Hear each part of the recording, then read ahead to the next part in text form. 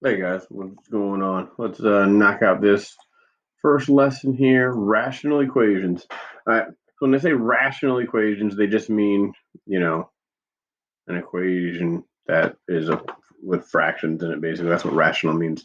But in Algebra 2, we take it up a level because we're going to go ahead and make it so that, my good writing board here. There we go. We're going to go ahead and make it um, so that there's an expression that is part of the numerator or the denominator. So let's take a look. Here's one of the problems they gave us right here. Right, and I'm actually going to click to the side, and then I'm going to put this on the side here too. Okay, there we go. I like that better. So here we go. Notice we have an expression here in the denominator, right?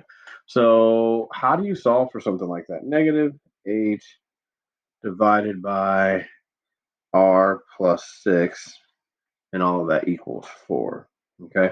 Well, a couple things. You cannot solve these while the variable is still in the denominator. Okay. So we need to get that out of there.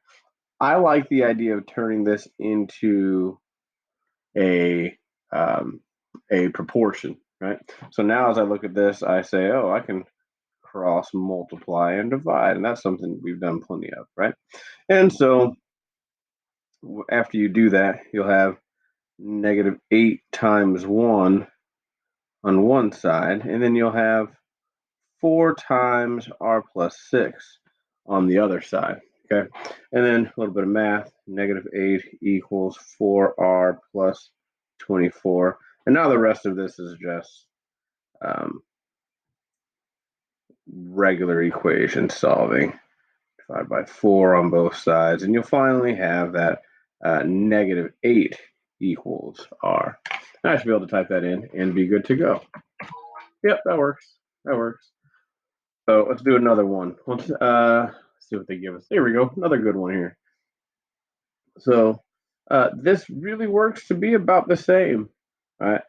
5k minus 2 over 3k, and all of that equals 7. All right. Once again, I really like the idea of cross multiplying, but you don't have to do it that way. Actually, you can just move this over for a second. You can just choose to multiply by whatever variable is in the denominator, and that will get rid of it. So if I want to get rid of this k, I can go ahead and multiply by 3k on this side and on this side. What the heck is that? There we go. And on this side, right?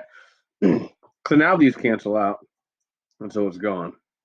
And so now I'll have 5k minus 2. Because remember, it canceled out on this side. We're not going to then multiply. That's crazy. On this side, we do need to multiply it, though. So we'll have 21k on this side. All right, and now the rest of it is just regular algebra once again. We can subtract 5k from both sides and get negative 2 equals 16k. Then we'll divide by 16 on both sides, and we end up with that k equals, if you were to put that, if you were to simplify, try to simplify both of those, you could see that both negative 2 is divisible by 2, and I don't like how I wrote that. Both negative 2 is divisible by 2, and so is 16. 16 is also divisible by 2.